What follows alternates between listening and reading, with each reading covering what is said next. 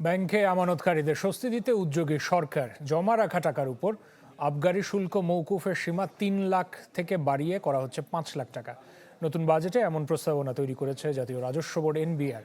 ইমদাদ হকের report. Bank খাতে অস্থিরতা কাটছেই না।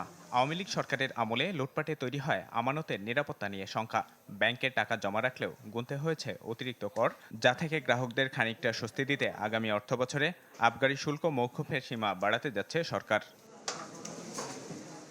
এনবিআর এর প্রস্তাব বলছে, আসছে অর্থবছর থেকে যাদের ব্যাংক হিসাবে ৫ লাখ টাকা পর্যন্ত জমা থাকবে তাদের কোনো আবগারি শুল্ক দিতে হবে না।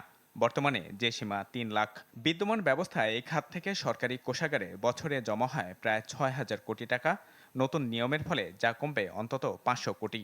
জনগণ চাচ্ছে ব্যাংক ধ্বংসকারী, আর্থিক সেক্টর ধ্বংসকারী, অর্থনীতিকে এরকম একটি দেউলিয়াগ্রস্ত অবস্থায় নিয়ে আসার পেছনে যে সমস্ত ব্যক্তি, বলে তারা যত শক্তিশালী হোক না কেন, যত পরিচিতই হোক না কেন, তাদের সঠিক পরিচয়টাকে উন্মোচন করার জন্য সম্মুখে এবং তাদের যে কৃতকর্ম, তাদের যে অপরাধ, সেটার জন্য আসলে তাৎক্ষণিকভাবে আদালতের দ্বারস্থ হওয়া।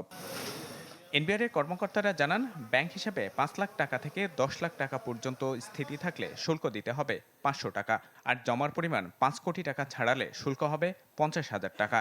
এর মাঝামাঝি রয়েছে আরও কয়েকটি স্ল্যাব।